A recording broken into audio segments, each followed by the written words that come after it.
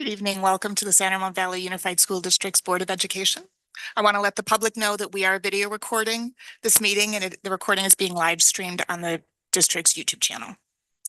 So let's start with attendance. We can start with Travis. Travis Hodges, present. Hello, I'm Rachel Hurd. I represent Trustee Area 5. Good evening, everybody. My name is Jesse Van Zee, and I represent Area 1. Hi, everyone. Thank you for joining us tonight. I'm Susanna Ordway, and I'm representing Area 4. Good evening, everybody. Shelley Clark. I represent Area 2. Hi, and I'm Laura Brett. I represent Area 3. All right, and next we'll do the Pledge of Allegiance. If I can have everyone stand, and Travis, if you could lead us. I pledge allegiance to the flag of the United States of America and to the republic for which it stands, one nation, under God, indivisible, with liberty and justice for all. All right, before we get into the nitty-gritty of our meeting, tonight we have the great privilege of beginning our meeting with an extremely special recognition. We will be honoring true heroes this evening, and I would like to ask first that all the board come up, and then we'll do our recognition.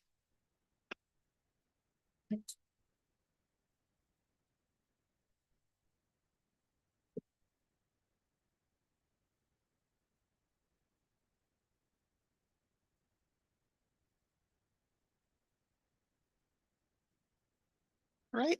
On the morning of July 10th, one of our employees at San Ramon Valley High School suffered a medical crisis and they stopped breathing. 4 of their colleagues immediately jumped into action and performed life-saving efforts, including CPR.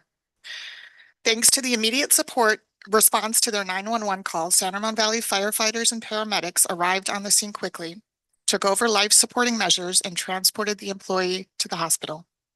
Because of the combined efforts of these courageous employees and skilled emergency personnel, we are happy to share that our employee is doing well and is expected to return to work later this year.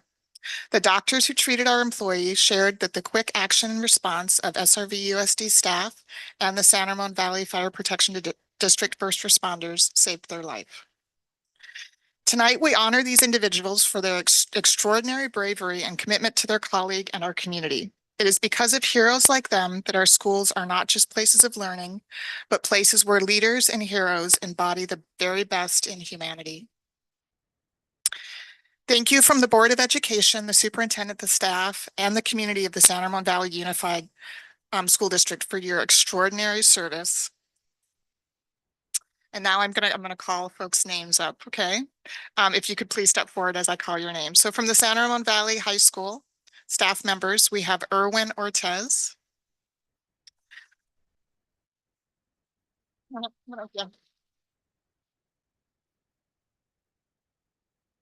Roger Zhang. Kelly. Travis.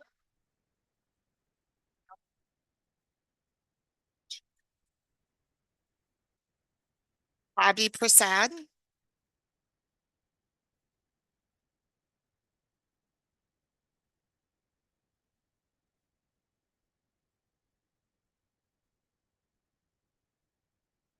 And Christopher Zerwinski.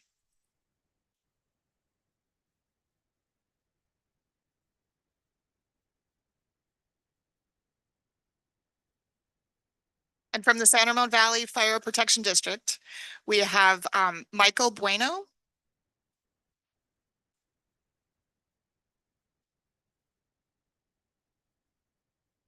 Sean Rule.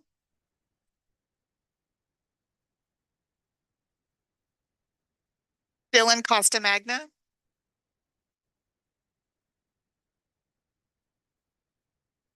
Stephen Reed. And Anthony Villagiante.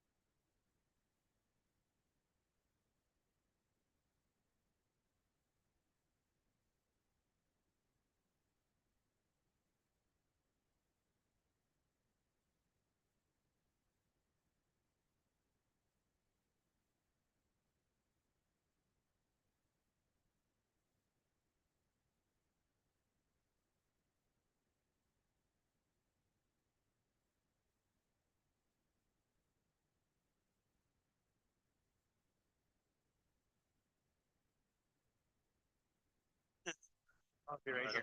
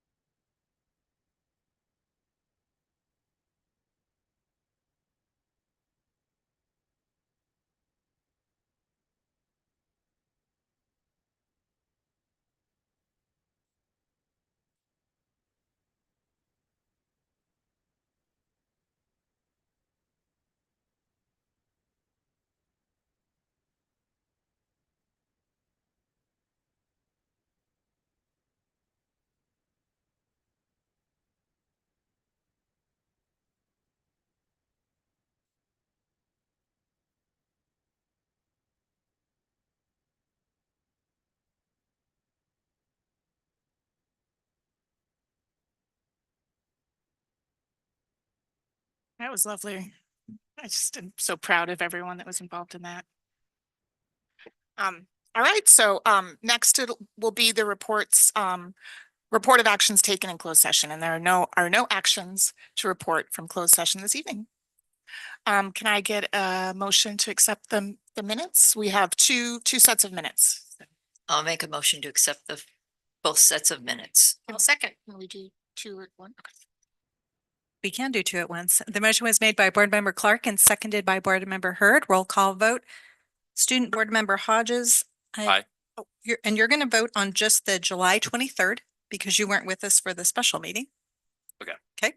And Board Member Hurd, Aye. Board Member Van Zee, Aye. Board Member Ordway, Aye. Board Member Clark, Aye. Board Member Bratt. And I'm just voting yes for the July 23rd because I missed August 6th. Yes, because thank you. The dreaded COVID. Okay, And you're an aye? I'm a yes. Okay, motion passes 5-0. Thank you. All right, can I get a motion to approve the agenda? So moved. Seconded. The motion was made by Board Member Hurd and seconded by Board Member Van Zee. Roll call vote. Student Board Member Hodges. Aye. Board Member Hurd. Aye. Board Member Van Zee. Aye. Board Member Ordway. Aye. Board Member Clark. Aye. Board Member Bratt. Aye. The motion passes 5-0. I'm just checking to see if there's anything for the consent agenda on there.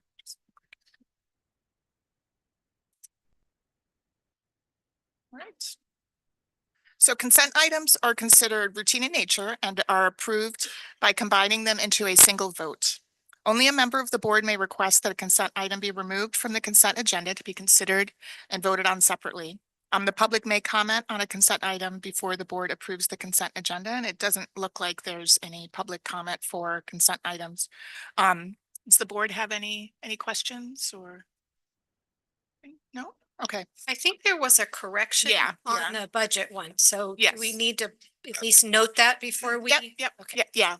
So before approval, we have a revised cover page for consent item 13.11, consideration of adoption of resolution number 35/2425, approving budget revisions due to adoption of the 24-25 state budget and approving routine budget revisions. And so with that change, I guess, could I get a motion to accept the consent agenda with that change? I'll move to accept consent agenda with the revision. Second. The motion was made by Board Member Van Zee and seconded by Board Member Ordway. Roll call vote. Student Board Member Hodges. Aye. Board Member Hurd. Aye. Board Member Van Zee. Aye. Board Member Ordway. Aye. Board Member Clark. Aye. Board Member Bratt. Aye. The motion passes 5-0. Thank you. Okay, so we're starting tomorrow, the new academic year. It's very exciting. And I'd like to take a moment to review how public comment works during the board's public meetings. Hopefully we have some new faces here tonight with the start of the new year. If you'd like to make a comment during the meeting, you can find yellow speaker cards. They look like this on the table by the door, back by Alana. Please speak to a staff member if you have any questions. You will have an opportunity to make a comment on agendized items when we come to that item for public comment. When we come to that item, for comments on items that are not on the agenda, please submit your card at 10.1 public comment for non-agendized items on tonight's agenda. And that's actually the next item on our agenda. Each speaker has a time limit of 3 minutes with a timer shown on the screen while you are speaking. The time limit will be enforced to ensure fairness. Please be aware that we may interrupt you and redirect you to the correct time to speak. Don't take that personally. That's just the action that we need to do for our meeting. If your comment relates to anything that's different from the agendized item that you're speaking on, or if it's not within our jurisdiction. Our jurisdiction is the San Ramon Valley Unified School District. As president, I reserve the right to announce a last call for speaker card submissions. Please have your speaker card submitted. When public comment begins, I'll make that announcement so that you know. I'll give a little bit more time with not agendized since that's coming up right away. The district believes in an inclusive, welcoming, and safe environment during its meetings for all of our community. Please be mindful that students are in the room, and some recent graduates too, it looks like, and watching virtually. We are all here to support them and to support their educational experience. And lastly, I just want to say thank you for joining us tonight. We really appreciate your engagement with our school district for our students. So next we move to public comment for non-agendized items. After the first speaker, that will be the last time that I'll take non-agendized public comment. And just as a reminder, because this is non-agendized public comment, it's not on our agenda, and so we are unable to respond to the comments. That doesn't mean that we're not listening. That just means that we can't make comment on it. All right. So let's see here. Let me get through my pile. Let's start with Sai Matan.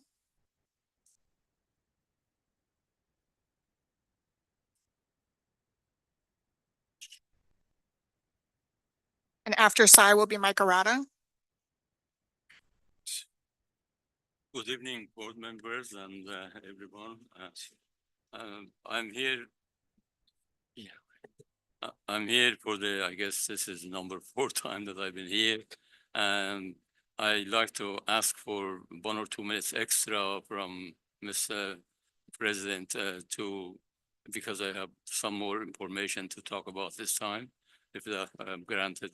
Yeah, it's 3 minutes. You have 3 minutes. I'd like to ask a little bit more. Yeah, we're unable to do that. That's our policy. So I'm sorry. I guess during this time, since last time was a long time, I guess a few weeks, I had some communication with our superintendent, and there's some issues that came up. And then his last Friday, I received his last email. He's indicating a preponderance of the evidence that my emails come to the district was impolite or out of professionalism and something. I like somebody to prove that, because I guess number he mentioned about 220. That 220 maybe up to now it's maybe true. I don't count it because the number of emails are irrelevant, but the numbers that Ms. Dode put together was 56, and that's until the time that this issue became an issue. So 220 doesn't matter really, or the numbers doesn't matter at all. The issue is I am being offended by the district. My character is under question, and I need somebody to apologize for that, because I believe I have a very good character. I never been unprofessional in any way when I passed 50 years of job experience and through the corporations. And then also, I like the superintendent to please prove that where the preponderance evidence comes from, and without that proof, I'm not going to be satisfied. So I like to basically, I think this issue got started from a junior employee basically complaining to Ms. Van der Star, and Ms. Van der Star was very kind to call me about that, and we talked, and then after we talked, that employee was reprimanded because she sent me an email apologizing for that, because she was not, that employee was not doing her job correctly. And then later on, when this issue moved up, and then Ms. Van der Star was left the company for whatever reason, I don't know. Basically, the upper level from her, which Ms. Jones is basically referred to Ms. Doe to investigate. And all the investigation was that she went to this employee, and then with all the lies and everything, they put together and then used that to disqualify me. And I believe all of them were wrong, and all of them were baseless. And I'd like somebody to prove that that's the case. Until that proof happens, I'm not going to give up. I'm going to Thank you. come over here and ask for it, and I'm going to go to higher authorities as far as I can go to prove that I am right. Thank Because my Thank character you. is being Your time is up attacked now. over here. Thank you so much for coming. All right, next up is Mike Arata. After Mike will be John Ceramic.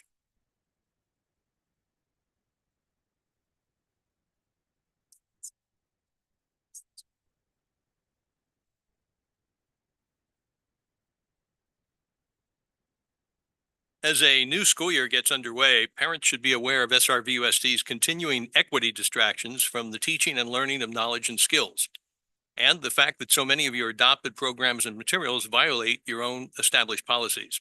Policy 410, for example, says your programs, activities, and practices shall be free from discrimination based on race, color, ancestry, national origin, ethnic group identification, and others, unquote. But your adopted text stamped racism, anti-racism, and you encourages appreciation of straight out of Compton's vile racism and misogyny as a source of, quote, change and empowerment. Meanwhile, this book is anti-racist, capitalizes every race but white, and the author explicitly touts her own prejudice against whites. Policy 6141.2 requires that staff not interfere with the religious development of students' traditions, but staff ignores that requirement with captive audience queering the classroom read alouds in TK through grade 3 and secretive 4th and 5th grade LGBTQ prism clubs, which should require opt-in parental permission, but do not. The small picture shown is in the middle of the sign, I believe, is a note to a teacher by a prism club participant. This 4th or 5th grader cannot spell very well, but tries to claim a pansexual identity while requesting classroom display of the so-called pride flag. Such solicitation of vulnerably impressionable young children in adult-level sex and gender activism is a routine outrage here. Policy 4219.24 prohibits displaying or transmitting sexual objects, pornography, pictures, or depictions to a student. But in fact, that policy too is more for show than for substance. Your high school libraries, in fact, have many dozens of depraved pornographic books, ranging from illustrated how-to sex manuals to degenerate novels, all curated by permissive librarians, self-characterized cosmetically as trained professionals. Now the porn is gradually moving into your classrooms also. Your new 2024-25 Parents' Rights and Responsibilities document still pretends that you regard parents as your partners. Were that something you actually believed, you would not demand that sudden claims of gender identity changes by even your youngest children, after they've been exposed to gender bender read alouds in their classrooms. You would not allow those claims to be hidden from parents unless the children give permission for disclosure, which is your actual practice. The kids get to rule, the parents are left in the dark. Unless and until you begin observing your own key policies, taxpayers should oppose any continuation of extra funding of your schemes, including your new Measure Q partial tax renewal program. And parents should do their best to help kids escape your most harmful programs. Thank you, Mr. Arata. Next up is John Ceramic, and after John is Jennifer Friedman.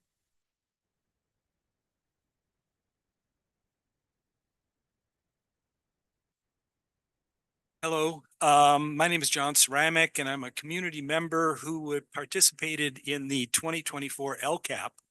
And I attended 4 of the meetings, provided some verbal inputs and also some written comments about establishing an AI task force here in the district. The final meeting was rescheduled. I was unable to attend. I was traveling. And when I came back, I reviewed the 2024-2027 LCAP that's on the website, and I didn't see any reference to an AI task force in there. As a matter of fact, the Section 2.9, which had been in the 2023 LCAP, didn't even get carried forward, and that related to teachers' technology development. Many school districts in California have already established a task force.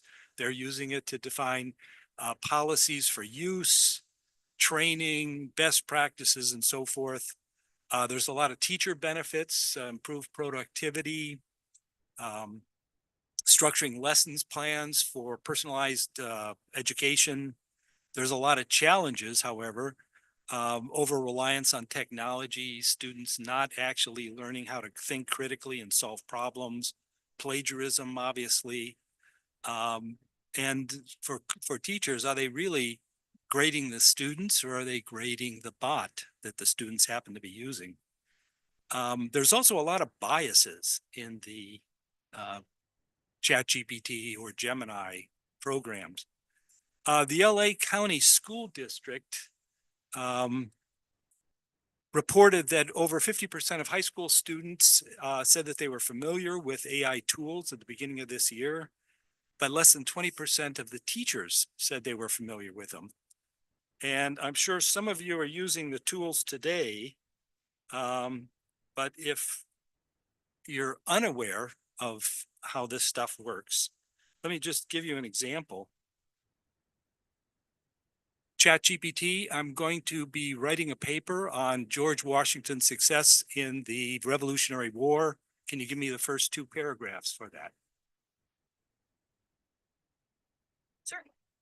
Here are two paragraphs to get you started on your paper about George Washington's success in the Revolutionary War. George Washington's leadership was central to the American victory in the Revolutionary War. As Commander-in-Chief of the Continental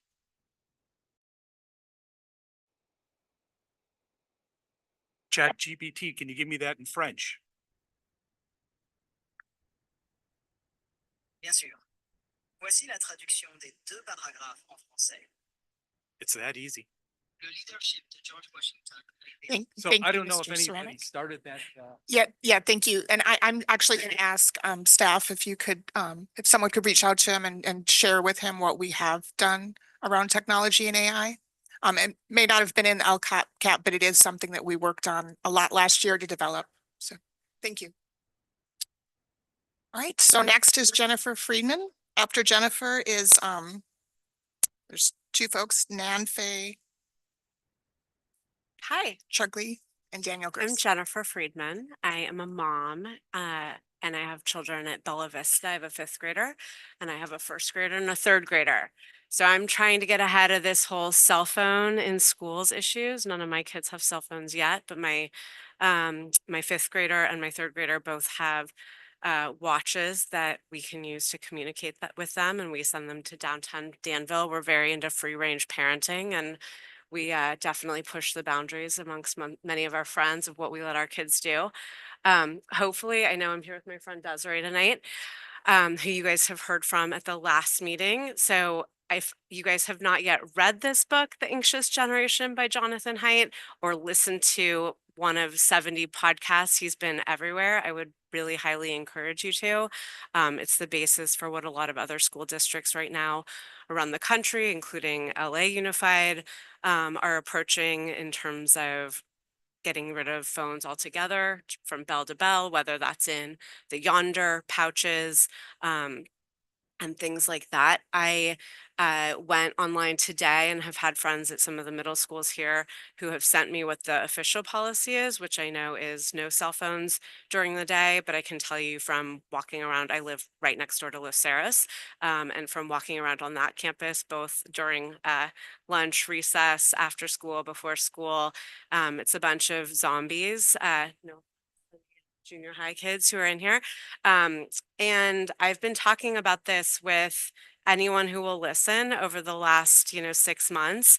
So I think that I would encourage the board to please, first of all, do a survey. In a former life, I was a quantitative analyst and did a lot of market research. And typically, I hear these things from our own principal, and I've heard them from some of you guys as well, which is the parents don't want it. They want their kids to have cell phones. And I'm just not sure that that's true. So you guys have the power and the ability to reach, teachers and parents at a statistically significant level versus my chatting with all my friends at every gathering that I can be at. But I think that better understanding where people sit in today's world, I think views have changed. I think they're continuing to change. I don't believe that everyone feels like this is just a lost cause and we're all going to give our kids cell phones. But we all know that this is a collective action problem and you can't do it in isolation. And you can't have your kid be the only sixth grader, the only seventh grader who doesn't have a phone because they are going to be a social outcast. And none of us want that for our children. But I do think that cell phones during the school day is a huge distraction for teachers. I think it also is really impeding our students from learning how to have more meaningful communication in person and build their own communities on school campuses. Thank you, Jennifer. Thank you. All right. Next up is Nanfei Chugti, sorry, and Daniel Gross. And then after them is Nancy Dowell.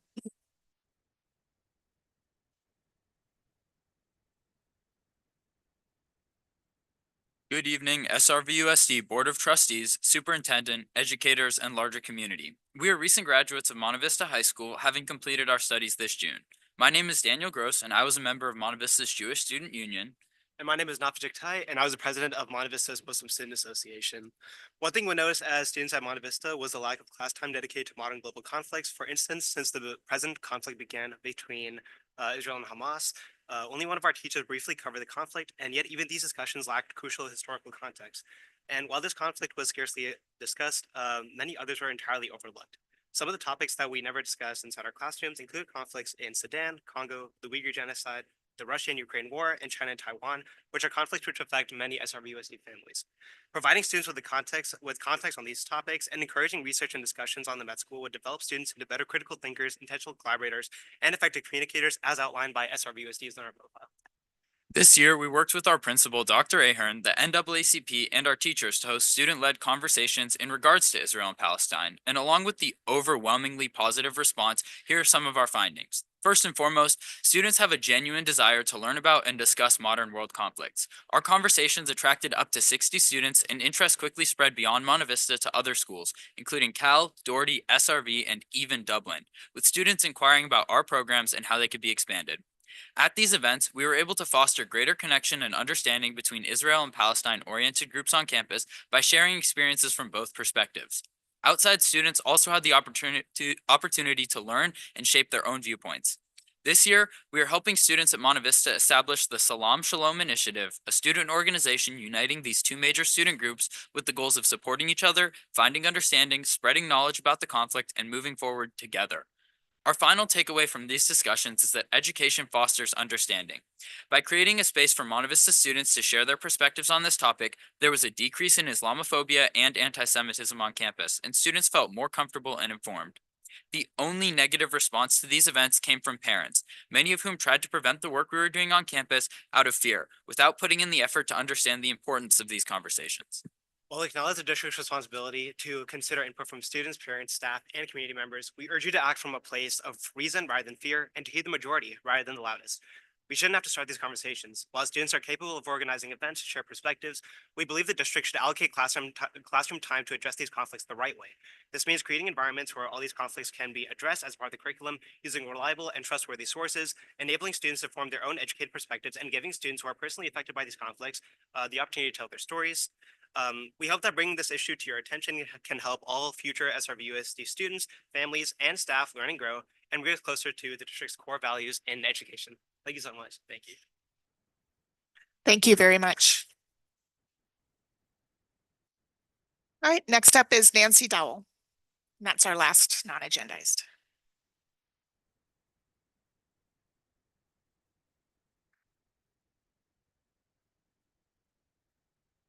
Okay, My name is Nancy Dow, and I believe in public education.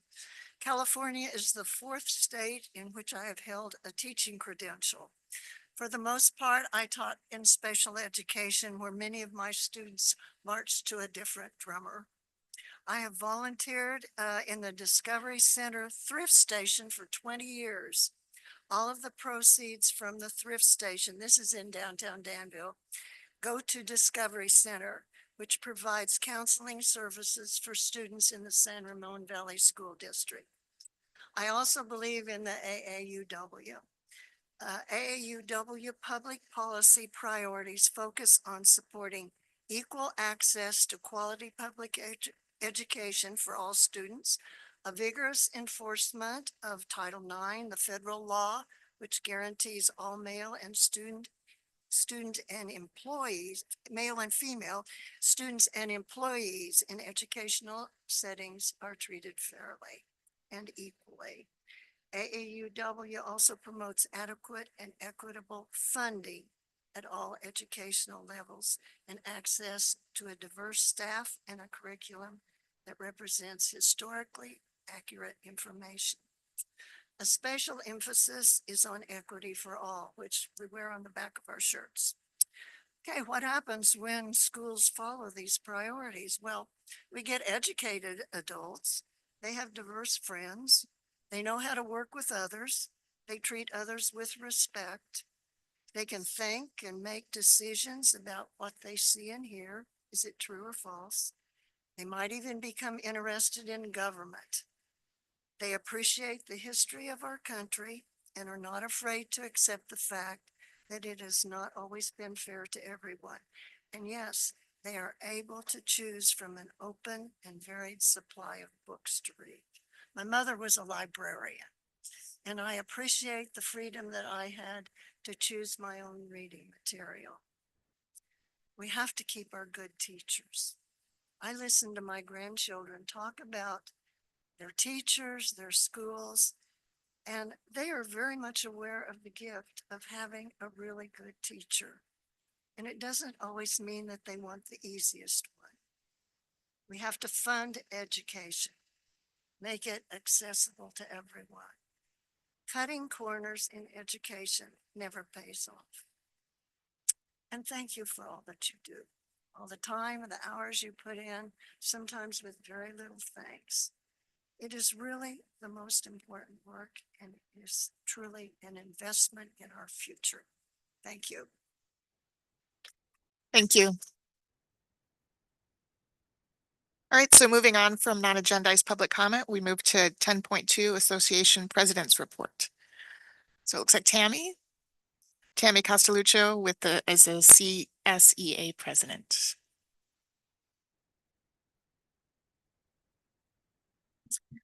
Good evening. I'm Tammy Castelluccio. I'm president of CSEA. CSEA represents all the support staff in positions in the clerical, technical, child nutrition, and all of the para educators. I would like to commend the San Ramon Valley staff and fire department for supporting one of our employees that needed life-saving assistance. Your dedication to the work you do is very much appreciated. Thank you. We'd like to commend the SRVUSD's tech department for their resilience and dedication in supporting students and staff to be ready to start school tomorrow. I would also like to thank Evan Powell, the classified director, for holding a hiring fair last week here at the district office. We've had a lot of vacancies for classified positions in our district for a very long time. At that event, we had 185 applicants come to the hiring fair. This building was packed. Within the 3-hour period, 151 people were interviewed. I also want to thank all of the ladies in the classified HR department and all the site administrators and managers who were who were here to help interview the applicants. We realize what goes into these events and appreciate all of your hard work and dedication. CSEA and the district are still working on getting our members together for the evaluation committee. We're scheduling dates for site visits to the high school kitchens so we can finish working through the reclassification process from last year. And we're looking at some new job descriptions that child nutrition wants to bring forward. We're looking forward to school starting tomorrow and welcoming our students back. We know that this will be a great school year and are looking forward to continuing our work collaboratively and in partnership with management. Thanks. Thank you, Tammy. Next up is Laura Finko with Servia. And Matilda.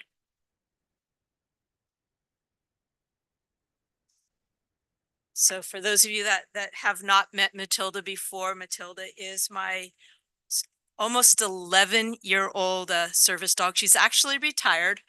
I've been working with my new dog, Ellie, but Matilda has been very sad about retirement.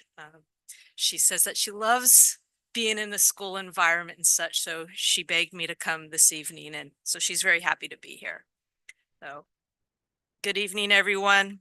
I would like to start by recognizing the Ohlone Nation and the Takan tribe. The Ohlone Nations are the indigenous people, the indigenous inhabitants of the San Ramon Valley area. And we'd like to take this opportunity to honor and respect their ancestral lands. My name is Laura Finko. I am the president of the San Ramon Valley Education Association, representing the nearly 1,700 non-managerial staff in our district. I'm honored to begin my 37th year in public education and my 30th year with the SRVUSD. Last year, we welcomed nearly 100 educators into our district. Or last week, we welcomed nearly 100 educators into our district, and I'm delighted to report that almost 80% of them have already joined Servia. And that speaks volumes to what we have here in this district. The fact that we've got a partnership with our community, a partnership with our management, and more importantly, a commitment to our students that our new educators recognize and want to be part of this. The vivid memory of starting anew in a district, embarking on a fresh academic year still remains very sound with me. Tomorrow promises to be a wonderful day. I believe this is going to be an exceptional year. The educators in the San Ramon Valley possess a rich array of talent, innovation, creativity, and we're all dedicated to ensuring that our students' educational adventures will be the very best. We've got a lot of work ahead of ourselves this year, including some leftover negotiations. Sorry, Melanie. We also need to pay some special attention to Alt-Ed, our alternative education program. We know, though, that this will be a productive year. And I'd like to give a quick shout out to all the teachers and educators that are prepping for tomorrow. Guys, you've got this. Thank you. Thank you, Laura. All right, so now we'll move on to the student board members report. Our board member, Travis Hodges. Yeah, absolutely. So it's been a very busy summer, to say the least, but I'm very grateful to have found some time to meet with various people, both from this board, also Superintendent Kamek, and also some of our administrators as well. I'll start off by talking about my conversation with Superintendent Kamek. So we talked about our plan for the year, and we got to work together and share some of our priorities. I'm looking forward to working with you, and I know that we have a lot of meetings set up and lined up before our board meetings, and I'm ready to get to work. I also got to meet with Board President Bratt, where we made an action plan for video updates that will be going out to our school sites. So that will be a really exciting way for our students to be informed of the work that happens on this board, and also just be kept in the loop on the decisions that affect them in their education. We also made plans to place student senate representatives on various district committees. So that will be a very exciting new method for us to get some student voice in the work that our exceptional committees do. I also got to meet with Chris George.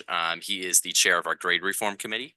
And we talked a bit more about what that committee plans to do for this year. He gave me an update, and I'm looking forward to working with them. I've got to say that I think that this committee is truly exceptional, the way that you can see that students are at the forefront of everything that they do the entire time. He was talking about the ways that students really are the center of these grade reform efforts, and I'm excited for the work that this district is going to be doing on that over this upcoming year. And future updates, the Student Senate will have its first meeting next week, and we're going to be discussing our student projects for this year. So great things in store for that. And last but not least, tomorrow is the first day of school. I know that we have a great year in store, and I'm wishing good luck to all of our teachers, staff, and students for what 2024 and 2025 has in store for them. Great, thank you. And senior sunrise tomorrow morning? Friday. Friday. Oh, okay. At Cal, I think it's tomorrow morning. All right. So next we have the superintendent report. So Superintendent Comack. Thank you so much. Few things to report, as has been mentioned already. We've been remarkably busy preparing for the first day of school. I too would like to compliment our classified HR team. When I came into the boardroom, I was so overwhelmed with how many people were here for that job fair. Evan Powell asked me if I'd like to interview somebody, and I was still just taking the entire room in. And I looked at Evan and I said, "This is cool." And I failed to take somebody in for an interview, but the team did a great job and really appreciate the work that's happening. We held our administrative retreat for our managers. It was very motivated by the work that our management team is doing. Had a chance to share some of what I think is most important in the work that we do and reaffirm that our strategic direction and learner profile are going to continue to be our North Star. Really appreciated being able to address some of our new teachers at SRVUSD New Teacher Breakfast, and had a great meeting with SEIU leadership, and we had a great opportunity to join some of their members for lunch today. Really appreciate the invitation I received to welcome and speak with the secondary visual and performing arts staff. I had a wonderful opportunity to thank them for the work that they do and how they create a connection point for so many of our students to be their authentic self and to find a connection point in school. And so I have immense gratitude for the work that they do. And I'd like to close with gratitude because we have so much excitement for what will come tomorrow morning. But I want to thank so many of our SEIU and CSEA staff members who all summer behind the scenes have been getting technology ready, curriculum ready, our staff here that's getting employees processed and into payroll, and every single thing that happens behind the scenes so that tomorrow morning can be a success. And of course, I also want to extend my gratitude to the teachers and other certificated staff who I know have been working tirelessly in addition to their professional development time to get prepared to welcome students. And I cannot wait to see students back in our halls and on our campus tomorrow morning. And so I look forward to seeing many of you out there. Thank you. Thank you. All right, so next we'll move to action items. Action items 11.1, consideration of adoption of resolution number 30/2024, approval of provisional internship permit. That's PIP requests. And that will be our Assistant Superintendent of HR, Melanie Jones.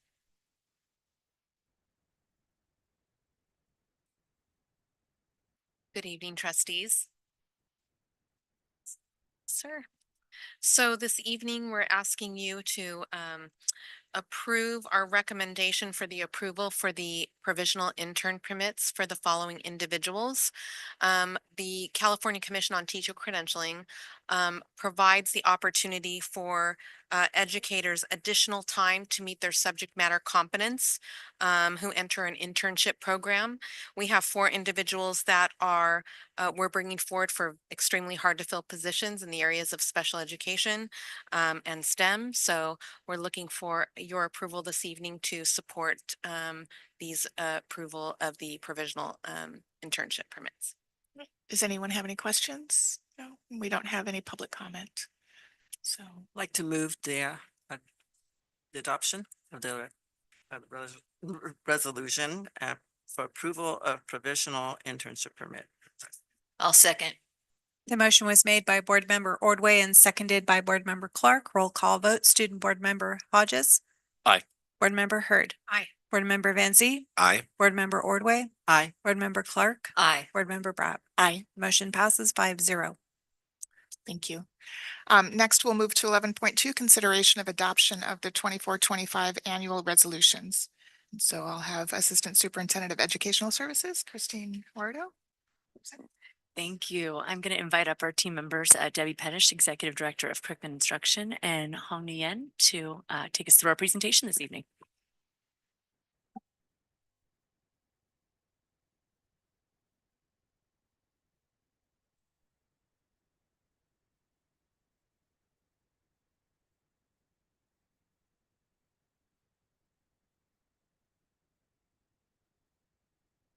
the presentation coming up again? I'm sorry.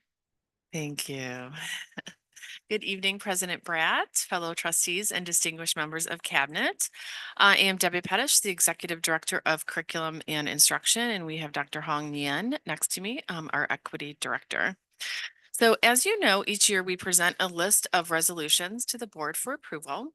These resolutions are really created in an effort to either celebrate heritage and cultural diversity, promote literacy and education, acknowledge and appreciate staff and community, or raise health and safety awareness for very important topics. So as you can see there, we have a list of all the resolutions that we are bringing forward for adoption tonight. These are all resolutions that we celebrated in 23-24 school year as well. So you can see there on that slide some of the resolutions that celebrate heritage and diversity, including National Hispanic Heritage Month that Dr. Nguyen will talk about in a moment, Inclusive Schools Week in January, and African American Black History Month in February.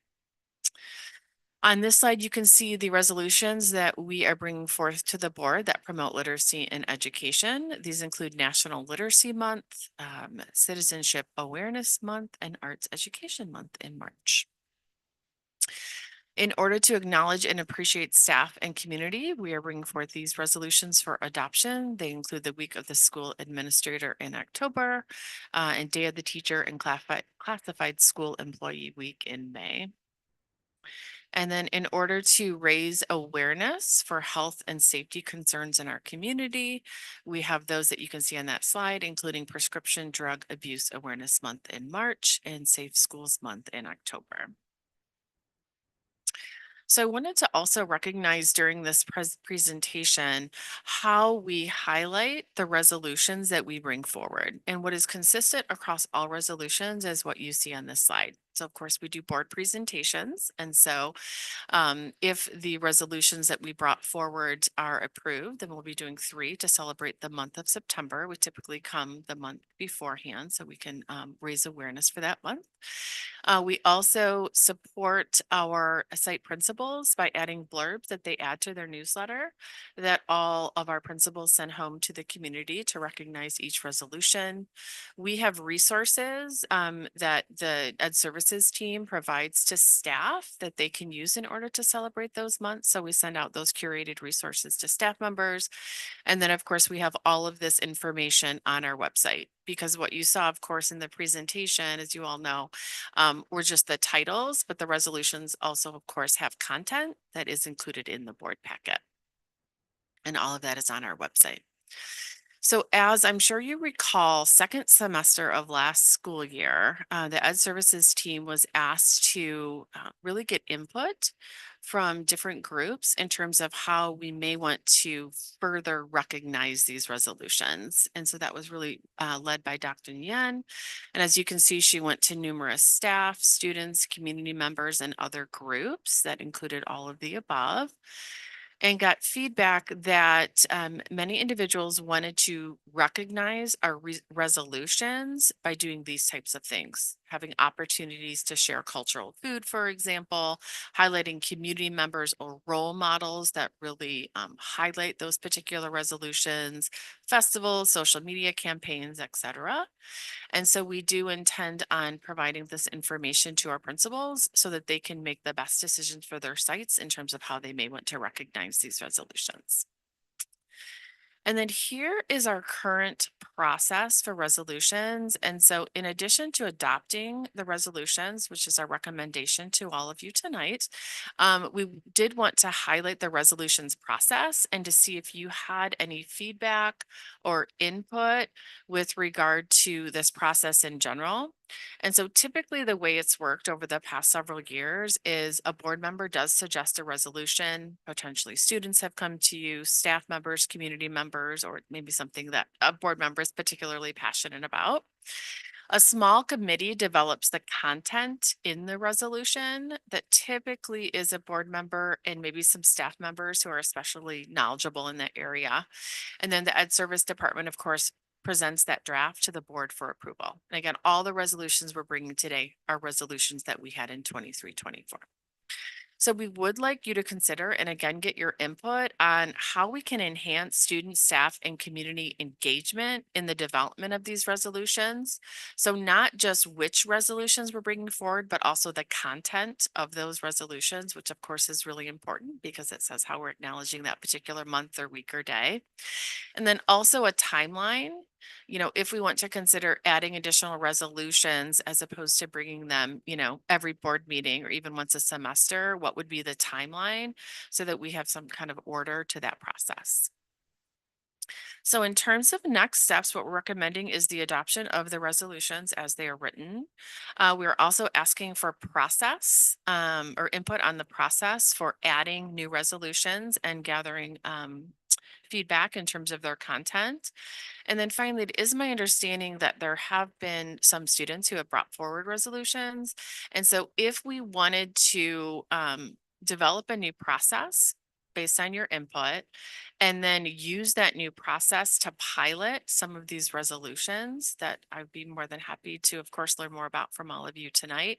We would be more than happy to do that. And then we can see or really determine the extent to which the pilot process works, and then bring back a more codified process in the spring for your approval. And that's all I have. Questions, comments, input? Any questions at this point? And then we have some public Questions or comment, too. can they be comments? Let's too? do, so I'm kind of thinking. Talking about questions like on that last slide. Yeah, I'm thinking, let's break it up. So first, let's talk about if we have any questions about the existing list of resolutions.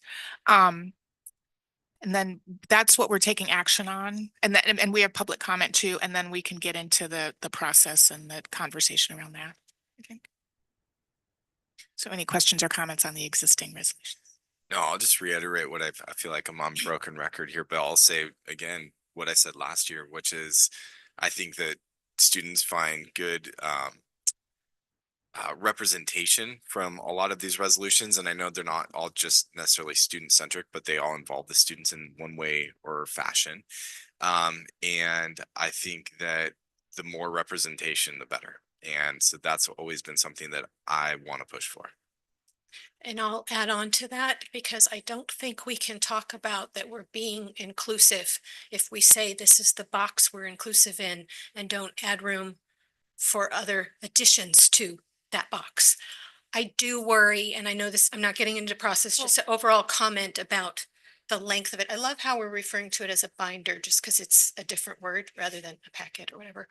But there's a lot there and there's a lot to do them all justice.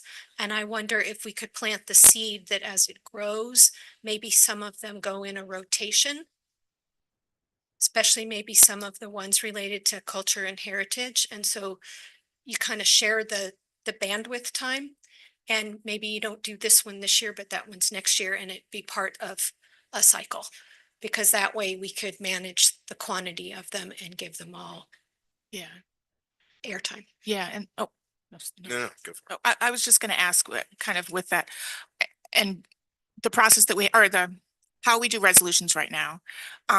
You know, you gave the list of the board presentation, newsletters, resources, and websites, and then that list from the stakeholder groups that you had kind of queried, and you know, kind of what they want to see in terms of social media and that kind of thing. So if we're looking at last year's resolutions, what happened last year on campus with resolutions?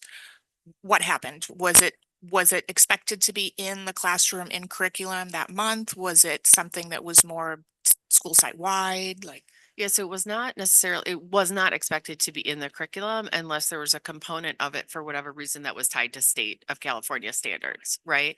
And so really the expectation was that the principal advertised it in their newsletters and shared the resources that we share with them with all certificated staff so that they could make decisions that are best from them, depending on the content, depending on the grade level, depending on the course that they teach, the extent to which they want to incorporate those resources or other resources that they may have at their fingertips into their curriculum.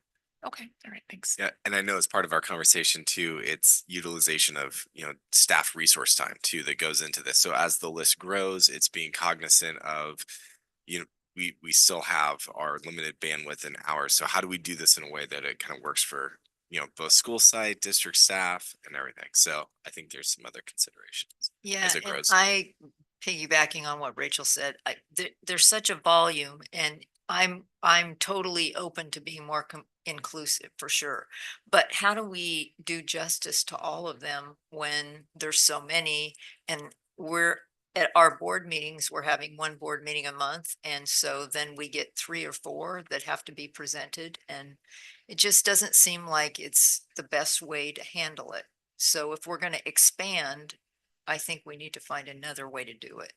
Well, and yeah, and I would look at like the board presentations, how comprehensive do they need to be? Maybe it is that kind of staggered where it's rotated and each year you're going to highlight one of those and then you'll just share a slide about the other ones, but not go into what's happening in the classroom or, the history of, or those types of things.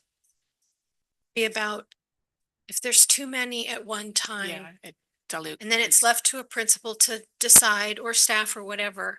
And then you can end up with a group that's like, yay, I'm represented here, but oh, nothing happened at my school there. Cause that came to us a few years ago where some sites were really making a big emphasis about one, but then it wasn't happening at another site. And that's like doing what we don't want to do. Right. And so I just think they're great, but I think we can improve. Yeah. Yeah. I think very well said. There's a tension that needs to be applied, and it's almost kind of got a problem on one side of the coin and then another problem on the other side of the coin. Like if this is just the box, this is what inclusivity looks like. And then on the flip side, dilution. So how can you add more so it doesn't feel like, well, that inclusivity parameter's been drawn. And I still would love to see representation, but how is it meaningful representation? And I don't know if that's necessarily something that we solve tonight, or when was the last time we did a workshop on resolutions? Yeah, well, it wasn't, it was like a year and a half ago or so. I don't know that we need to, I think that it's just as we have the conversation that Debbie and Nuong and Hong, sorry, kind of take that direction and then come back. That was kind of the intent, right? Yeah. Does anyone else have any questions, or should we go to public comment and then we can do more? I think the only thing I would add is I do think a rotation is really important.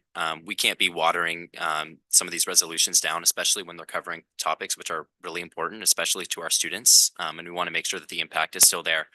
It is difficult, of course, to say, we're not going to celebrate this Heritage Month for this year. I mean, that would be wrong. So I do agree with you, Ms. Bratt, that we should be having rotations where one is maybe highlighted more than others some years. But we're still covering all of them, and they're still there, maybe in the newsletters, but perhaps for the board meetings and when we're doing the presentations, we do have a more in-depth one for the ones that we're trying to highlight. So. All right, let's move to public comment and then we'll continue with based on what we hear with them too. So first up is Mike Arata. After Mike will be Zaylee Fogelman.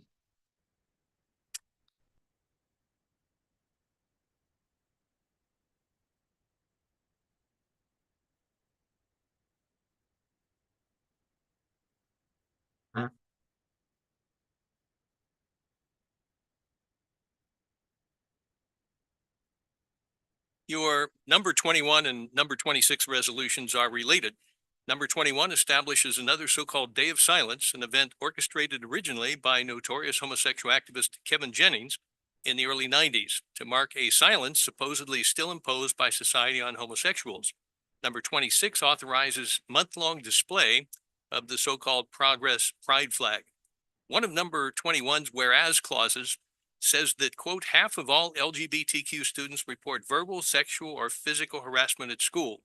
Another claims that nearly 30% of LGBTQ students report missing at least one day of school for fear of personal safety. The source for both claims is a report contrived and published by what was originally called the Gay, Lesbian, and Straight Education Network. Though published in 2016, the report actually used 2013 data, also assembled by GLSEN. In other words, the assertions are dated, and the source of the cited findings is a policy-compromised interest group. And the data set was not, in fact, all LGBTQ students, but instead involved Just 7,900 self-selected individuals solicited, says the report, via outreach to national, regional, and local organizations that provide services to or advocate on behalf of LGBTQ youth, and also through targeted social media outreach. In other words, the report had a baked-in selection bias for starters. Another whereas clause says the Day of Silence is conducted at more than 10,000 U.S. middle schools, high schools, colleges, and universities. But again, only 7,900 students participated in GLSEN's data collection. Today, even your elementary schools themselves conduct visually loud pride days on the Day of Silence, reinforcing the brainwashing which begins in transition kindergarten. The alarming result of such indoctrination, routinely directed at vulnerable, impressionable young children, is illustrated in the sign. To me, what's revealed there is child abuse. A young Prism Club member, evidently induced to write his or her teacher, tries to claim that he or she is pansexual, it's a 4th or 5th grader, and would appreciate, can't spell that or a lot of these other words, if you could hang this progress flag in your classroom to support the LGBTQ committee, meaning community, apparently. So as I've asked before, what other special interests get to disrupt normal classroom activity here? Moreover, what are the criteria for interference by external agendas? How about a day of silence for those affected by cancer or spinal bifida, or all of those who can't see or hear, for those who genuinely suffer in real silence? As for the pride flag, it was originally constructed by Gilbert Baker, a drag queen whose chosen alias was Busty Ross, a take on Betsy Ross. And the natural question is, what other flags do you permit to be displayed for a month at a time on district flagpoles, in addition to the U.S. flag and California state flag? And what are the criteria besides? Thank you, Mr. Arata. Next up is Zaylee Fogelman, and after Zaylee will be Sienna Heber.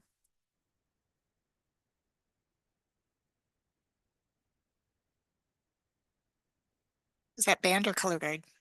Both. I do winter guard and marching band. Hello, my name is Zaylee Fogelman. I'm a junior at Cal High. Regarding the resolution of Day of Silence, it holds a place in my heart. It holds memories of myself and others taking the vow of silence for the day, online school, some even before it. The people confused about what it was, the people who were a bit rude to me in the hallways of freshman year during Day of Silence. But most importantly, the courage and self-confidence I must have on Day of Silence. It makes me remember the days that I used to have and still have the feelings of being the odd one out. Whether that be in regards to my gender, sexuality, or on occasions even the way I dress. But the Day of Silence lets me realize I'm not alone in my fight for a place in our community that helps give me courage and self-confidence to be truly who I am. Pride Month, which we usually aren't in school for normally, and if we are, it's finals week, also brings a sense of community that isn't necessarily always around. Sometimes it just brings people together in conversations that wouldn't have usually happened.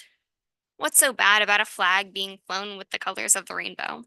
Don't most people smile and take pictures of a rainbow that they see? Those rainbows bring people together too, all kinds of people. I don't understand why this flag can't. Sure, the flag is a symbol of the queer community, but at the core of the queer community, it's meant to bring people together, not in weird, inappropriate ways, but in kind, friendly, and welcoming ways. As a student, I have fond memories and an immense appreciation for the Day of Silence and Pride Month. Thank you. Thank you, Zaylee. Next up is Sienna Heber, and after Sienna is Bob Allen.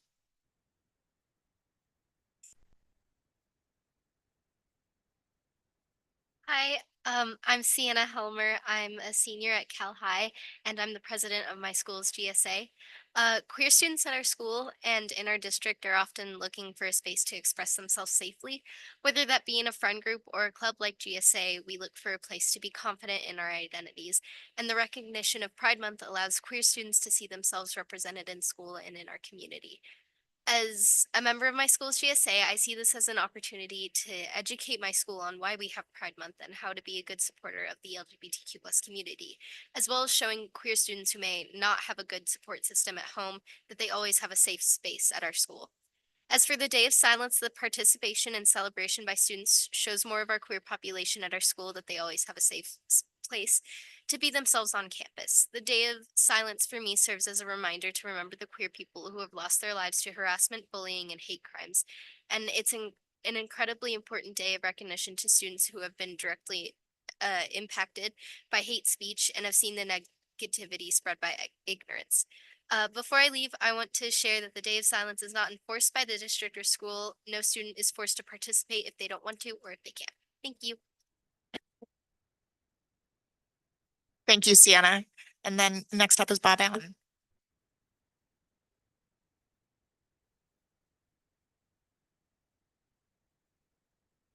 School starts tomorrow, right? And I'm here. So I am currently listening to a podcast about gender testing in elite sports. This turned up because of the some things that happened at the Paris Olympics. But as I listened to this podcast, put out by NPR and the Canadian Broadcasting Corporation, guess who doesn't get tested for gender? Men. My particular field in mathematics has always been a white male field. And there are programs that the mathematical community has recognized that it needs to recruit, it needs to increase participation by women and people of color to continue being a good mathematical community. With respect to the number of resolutions that we have, and it is a lot, I do agree. But as a teacher per month, I have way more many standards that I have to juggle than resolutions. So the resolutions, specifically the resolutions for the affinity groups, Black History Month, AAPI Month, and so on. For those affinity groups, these groups are still marginalized today, and that's why these resolutions are still important at all of the campuses. In fact, I would recommend not rotating these until we stop hearing the N-word on our campuses, until we stop swastikas being drawn in our restrooms, until we stop the F-word being said on our campuses, until women are more respected on our campuses, until, and I'm taking this personally, I stop being called a groomer, a pedophile in this room. But I'll take notorious homosexual activists and I'll claim that for myself. Therefore, with all due respect, with response to the rotating of the resolutions, please keep them at all the schools, even though, yes, there are a ton of them. Thank you. Thank you, Mr. Allen. All right, so that's the end of public comment.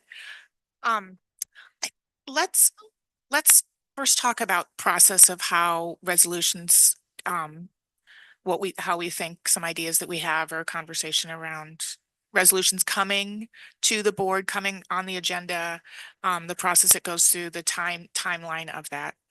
Then we can get into like what we do with resolutions. Does anyone have any initial thoughts or? Well, I'll just jump in there because I know that this is kind of like we're kind of bridging kind of old way and potential new way. I know, Laura, you and I have worked with a group of students who've been working on a new resolution, and it's been a pretty long time that you started working with them. I kind of joined you. I've got another group of students who've been working on a few resolutions too. So I think we've got 3 resolutions that are kind of sitting on deck that I'd love to see those get adjudicated and reviewed by the board so that they can be celebrated this year. And it seems like there's somewhat of a beta process to do that. And then I think it makes sense to have some sort of orderly process to do these, so it's just not all like every month and things like that. We can kind of dive into them. But Well, and I would say I like that idea, Deb, that you had brought up about kind of piloting with these 3. They're already, halfway there, right? So that may mean that we're learning and you guys are piloting, but then when we actually go to actual procedure for start to finish, that it may shift a little, right? Because we've already moved along with this a little bit. Yes, exactly. Trustee Brad, I think the way it could work is that if you have some that you already have in mind, then we take it through the pilot process more for the content piece, of course, as opposed to the overall resolution. Concept or. Exactly. So it'd be more getting feedback from staff, students, and the community about the content. like to kind of though interject on the three that you two worked on. A student brought one to me in an office hours, and it was kind of an offshoot of the Asian American one that we have. It was a Filipino one, and he made very strong case for, yeah, I get why Filipino is considered Asian, but, and he had really good reasons. He'd already researched it all. He'd already written it in like our format. I mean, I was kind of blown away at his preparation. And so because we have an equity steering committee, and an equity director, I took it to Hong and just, went that way. So I think we need to include any that came through that too. Yeah. Kind of have to speak up for, Right. that one counts too, because it came to a board member. It just got handed off a little bit differently. And I don't know if there are others. Hong would know. Yeah, and I like that idea for affinity group type of, well, probably for all well, I don't know if it really works for all resolutions, but that one of the steps is, maybe one of the initial steps is through the equity steering committee. Maybe, I mean, that might be like. Well, or maybe the way they've got them categorized in those 4 different buckets, those ones go into equity, and then some other ones go into through social, like emotional the well-being. literacy and education one could come through deep learning, maybe, or Yeah. and the safety and awareness could come through social emotional, right? They even align with the steering committees. Right. And it's, and bringing, always looking through the lens of our strategic directions with this too, like having, in that initiation process, that kind of development until it comes, before it comes to the board, like, ensuring that it's through that lens of our strategic directions, I think will help us to kind of, I'm not going to say put guardrails on it, but kind of create some framework around it. And then maybe it has a point of entry then into this binder process. Yeah. And I, one of the things that, I think since our workshop, these last, it's not quite 2 years, I think, was that, like for me, there were several times that people would mention it to me, something would come up in a board meeting, or it would just be on my mind, like when May came around, and, we really should, I felt like it would be nice to have a Jewish American Heritage Month resolution. And then, well, okay, so now it's November, so now it's already May, so it's too late. Oh, now we're approving in August, so it's too late. So there was this kind of kicking the can down the road for this last year and a half with that. And I don't want that to happen again. Like, that doesn't mean that every month we're looking at a new resolution, but maybe there's a way to have a process that kind of allows for there to be some not sense of urgency, but kind of some sense of timing that doesn't have a student who's a junior or senior one year, and they're really excited about this, and they've brought a group together and they've presented at the equity committee or whatever, and now they're graduating and we still haven't gotten to the point of approving it.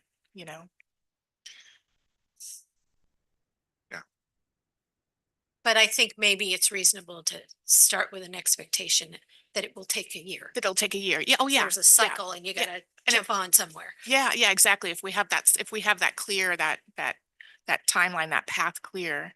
But if someone comes in September, or someone comes in August, and now they are in, I don't know, anyway. Would you say that for kind of moving forward, except for these ones who have kind of been hanging in limbo for the past year or so? I would say, let's treat this pilot, let's start that. Yeah. And then you kind of create a framework, or, some kind of a template that people can start with. I mean, because there's always the thing with the idea, but then you got to do the research to come up with all the whereases, and then the result of what do we want this to do? What do we want it to look like? What do we want? Statement. I do not want these 3-4 resolutions to wait until next August for us to approve. Okay. Yeah. I'm kind of viewing it as, yeah, they've been in the queue for. Yeah, they've already been there for They've almost been a year. part of. And have they gone through the committees, the deep learning, the social emotional? No, all of them have kind of been worked through either with, 2 board members or 1 board member, and there's been long processes, and then I think we've passed off as student groups, and they're student-led initiatives. To student voice. Yeah, and like what I'm thinking, like for I know we're a little all over the place with this, but we're just throwing out ideas. But specifically for the 3-4 that we have, maybe it is at one of these are most of them, not all of them, but 3 of them are affinity group equity type of resolutions. And then the third one or the fourth one maybe is, I don't know where that would land, but that maybe that is something maybe that in one of the first two steering committees, that these resolutions can come there. Maybe the students that were a part of it could have an opportunity to be there and to present if they want. You know, I'm a big believer in kind of let's bring in these students with these resolutions, because that's, you know, and so then those are for April, May, so there's still time. So then we get to the end of the, you know, we get to the end of the year, and then we're in January, and then maybe we're looking at the approval process. And because of who makes up the steering committees, it's an opportunity to introduce it, get some feedback, get some understanding, because we don't want to just kind of drop little bombs. We want to be enlightening everybody. That's what I was thinking, because of the makeup, right? We've got parents, we've got staff, we've got students in those committees, administrators. That'll give you a little more wider perspective and inclusivity. Yeah, I think it's a good idea to have some kind of committee. And since these committees are directly in relationship to a lot of these resolutions, that would be a good place to take them. So we don't have to form another committee for another thing. And it aligns with our strategic direction. Exactly. Also, you know, I don't know whether we want to review what we have and look at, you know, as things change, if our priorities change, not that they're not all great, but in an effort to be able to create more focus on the ones that we have. One thought I It's have like we around, just did that, though. yeah. One thought I have is that, okay, so we're in August now, and you know, we do know these four, but you know, we don't know what else might pop up this year. And then maybe when we come to August next year to do the full approval of the list, then we're looking at, okay, maybe let's have a conversation if we feel we need to about, you know, we have these resolutions, maybe you know, it might make sense to couple two or to remove one or that kind of thing, like on an annual basis. I don't think that should happen in August, though. I think that needs to happen before we go into the summer. Yeah. Because when we did do our trimming and adding last time, there were certain ones that got combined, and there was a lot of upset people about at least one of those merges, and validly upset. And then we went back to how it was. And so I think for the individuals that these resolutions really speak to, we need to recognize that they're important to them, and it's not just what the five of us respond to them. You know, it's taking away your baby, you know. Yeah, no, and that's why I don't think I think I agree with Mr. Allen that I mean, how do you choose to rotate it? Okay, so all of our resolutions should be things that we do, we focus on, we celebrate all year round. It's not just a week, it's not just a month, right? But to like, it's like Sophie's choice. Like, how do you choose which resolution is the one that's important enough to focus for this time? And then, you know, and then next year, at this month, we'll choose another. I mean, like, and I think what I meant was not that the resolutions would go away. It was that it'd be like our liaison things, so that it was clearly mapped out which ones would be celebrated. But point taken, message heard. Don't like rotation, take it off the table. Yeah, totally good with that. Dr. Pettish, on your presentation, you talked about utilizing the pilot process in the fall. Did you have a time frame in mind, just so if the student groups follow up with us, that we can kind of give them? I mean, I don't want to pin you down right now, but Yeah. even if we don't have that now, we could maybe have something prepared so we can give them an expectation. Absolutely. Well, what we were thinking is if they do go through the steering committees, I mean, we could make those available at the first one in September, or maybe the next one in December. And I'd have to talk to my teammates, but that absolutely, I love that idea. And I think that totally makes sense, because they really all should align with one or more of the strategic directions. I also think that, thank you, depending on when these are celebrated, I mean, it would be nice to further refine the process, get input from the steering committees, potentially student groups, since this seems to, impact them the most.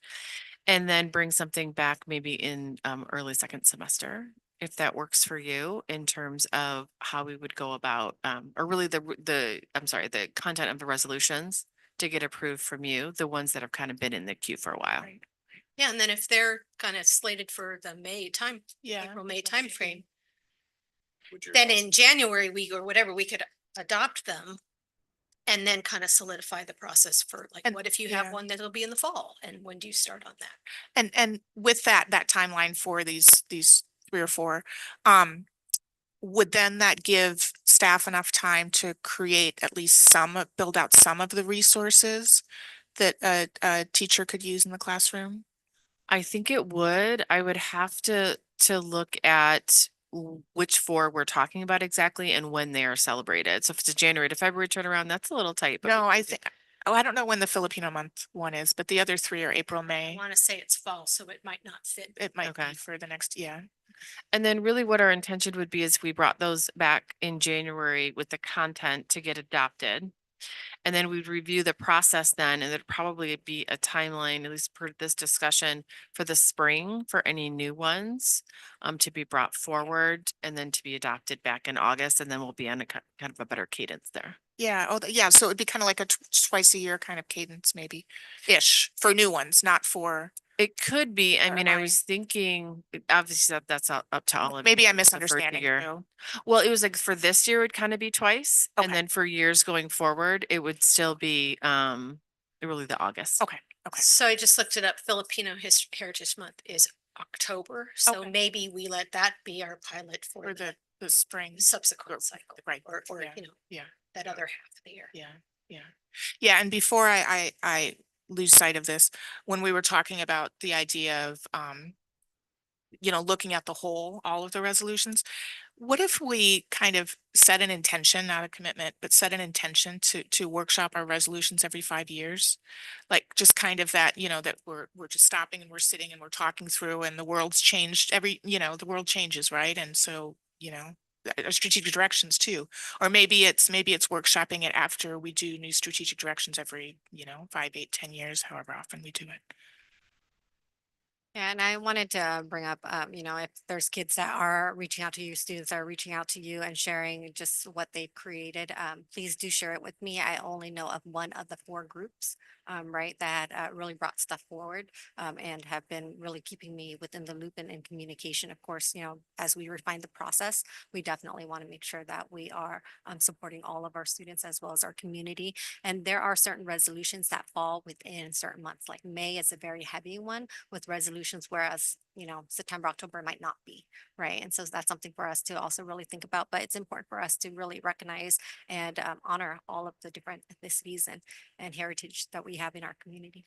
Yeah, and maybe with part of the process is that when a student or a group comes to anyone, whether it's us or advisor for an affinity group, or that there's a point person at the district that then is kind of the the supervisor, if you will. Yeah, and I'll piggyback on, I think, what you're getting at too. So you only understanding one of the 4, I think, is also evidence of us kind of going, what is the process for this? Students are coming, we're excited to work with them. And it's like, we're notifying a couple people here and there. And as we're trying to figure out what is the process to do these things the students are coming to us with. So it looks like there's some opportunity to clarify that process as well. So. Do you feel like in terms of the process timing, that side of the house with this, do you feel like does anyone else have anything else to add? Travis, do you have any thoughts, or I don't want to put you on the spot, but. Yeah, I think the only thoughts I really have on this is that it would be great to have kind of a pathway for student proposals to come through. I didn't know about any of these, and I think I would have probably been able to help point students in the right direction. So it would be great to have some sort of way for students to know, who do I send my ideas to when I have ideas for the site level or the district level, maybe even the county.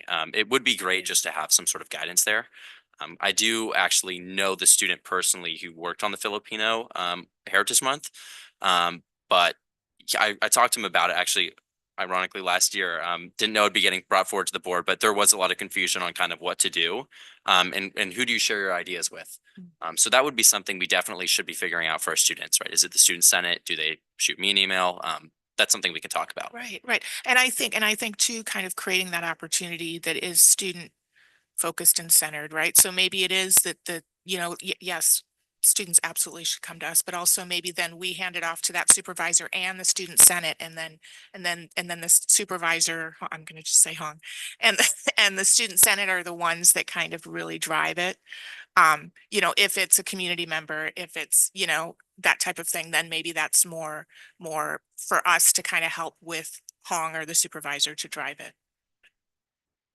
I think there also might be this is on a different note, there also might be some confusion over which events get a day, which ones get a week, which ones get a month, right? If we're working with limited space here, that would be something we should consider. So we're kind of considering things equally. If I may, just in terms of managing expectations and making sure that we have a shared understanding. First, I really want to compliment the board, because I think for many people, we talk about the Brown Act, right? And what is it, and why do we have it?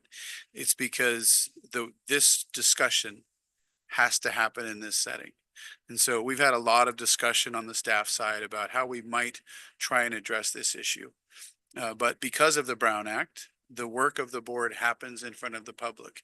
And so this level of conversation really helps inform staff and shape the direction that we're moving in. So as a new superintendent to this district, I just want to say thank you, because this dialogue is very helpful in informing staff. And many members of the community may or may not know and understand that we can't just gather the board together and ask them what they think about these things outside of the public meeting. And so this dialogue is critically important. In hearing the discussion, what I want to just set forward is kind of a recap.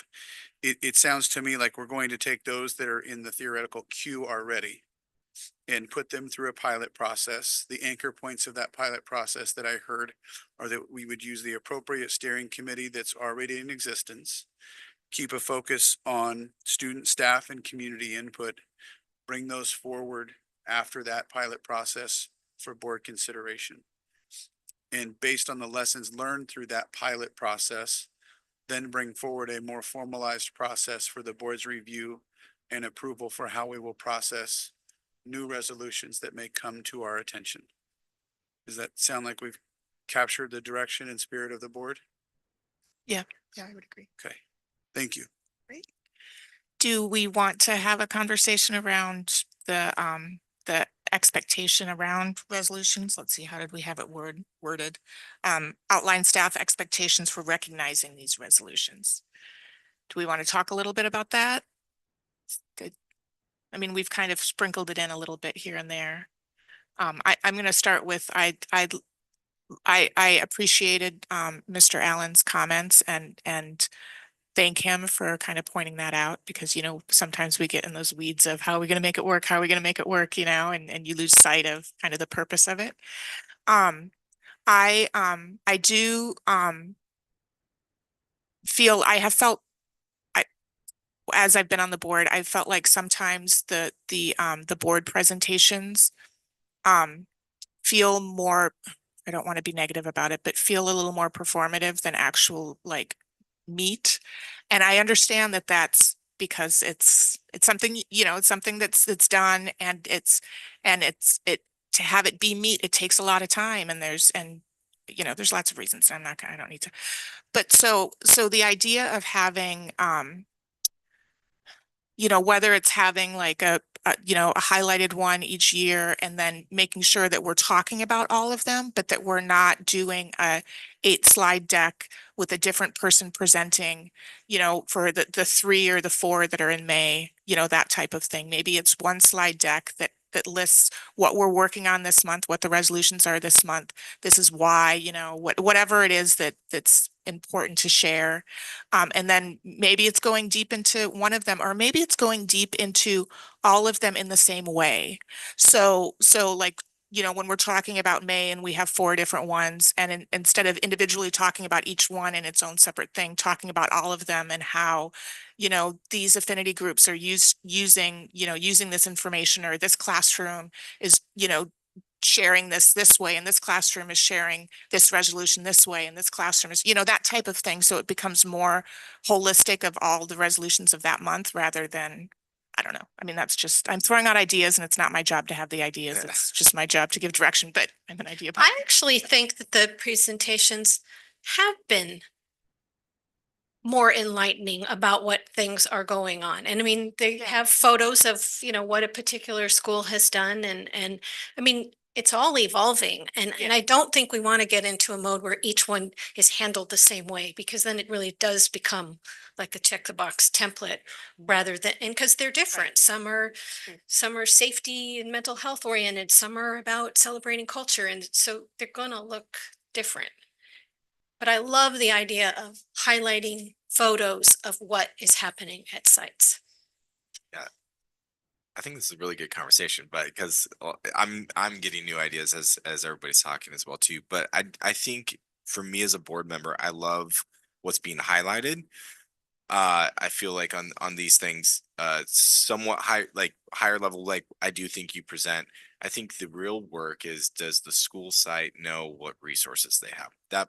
That to me is actually more important than what information I'm getting on a granular level. I just want to make sure that the school sites have, and that you feel like you've got the bandwidth to be able to provide those. And I don't think we should frame it that it all falls on the site staff. This is a great opportunity to involve your parent groups, your student groups, your booster groups, and let people run with it, because this is how it becomes engaging. And meaningful. Yeah. I think I kind of like the idea of focusing, having more maybe of a focus, definitely covering them all, but having a focus on one that for that particular month, so that we could go a little bit more in depth without, taking out all the others. Because you all do a great job with the presentations, but I just think it's a lot. And if we had a focus on one that it would be more in depth and maybe a little more meaningful. That's just my. Yeah, and I'm gonna poke into or whatever, like having students come and like having the BSU come, on, for African American Heritage Month, History Month, and do, their project is to present to us, so that we're really hearing and seeing the student voice. So is our community, and why these resolutions are important. I love that idea. I think that would be really great. The ones especially that are student sponsored, or that are created by students, or that affect our students profoundly. It would be really meaningful for them to be here to present to us. Yeah. I mean, so often they come and they speak in public comment about it, which is wonderful and very important, empowering for them and empowering for everybody. And it would be nice also for them to have a voice in the actual core of the material. All right. Do you guys have any specific questions you want us to talk through, or?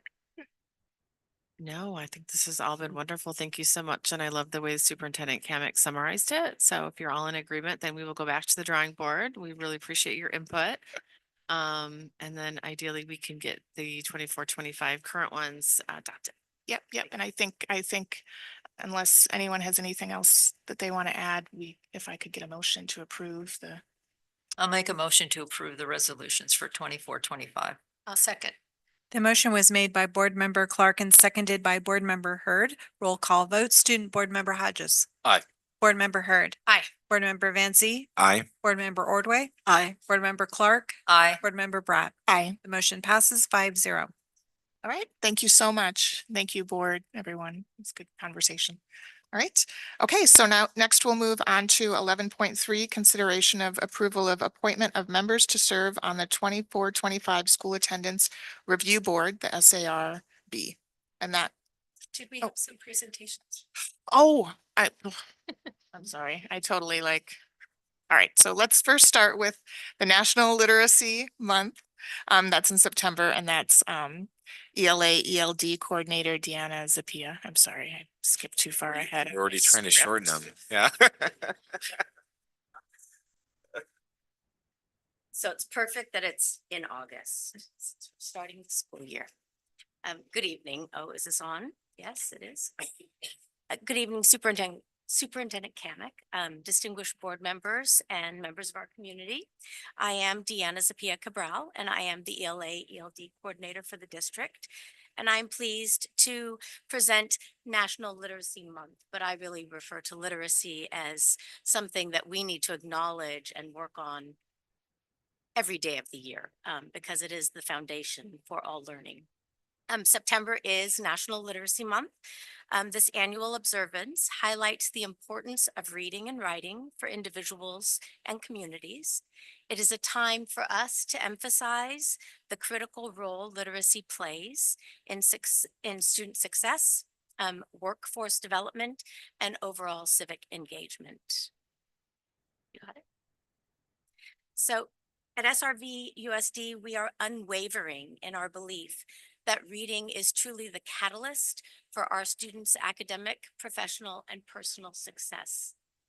We are striving to create and develop strong readers who can take those skills into all content areas in the classroom and really then communicate their learnings through their reading.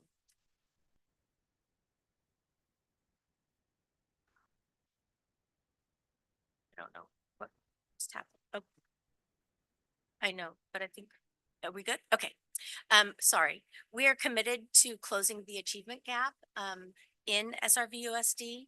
And in order to do that, we are providing high quality instructional materials, really effective screening and diagnostic tools, as well as implementing early intervention strategies.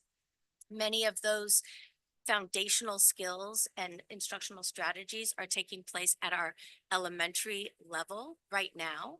And our hope is to continue to build that up so that we are not only focusing on K-3, but we're moving 4-5 into our middle schools and also into our high schools, because literacy doesn't just stop in the elementary school, right? We want to continue to build students' understanding of that movement from learning to read to reading to learn as they move through the school system.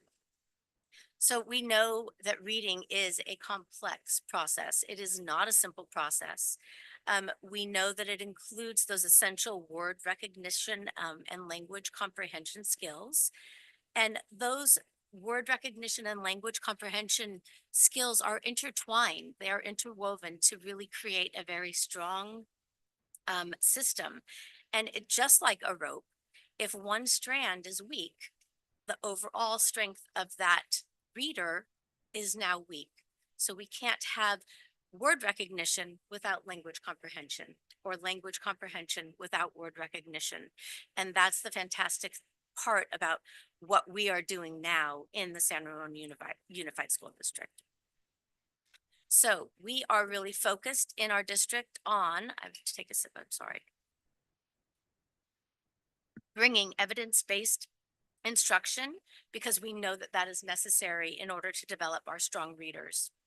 Over the past 4 years, we've worked closely with teachers, administrators, and district personnel to bring instructional materials into our classroom that align with that body of research that we know is the science of reading.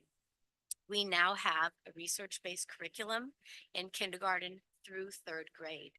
And we're not stopping there, because now we are really working with 4th and 5th grade on not bringing a curriculum, but helping them understand how they can use the instructional resources they currently have in their classroom and revise and edit to really bring out some strong instructional strategies for students that align with the research that we find in the science of reading.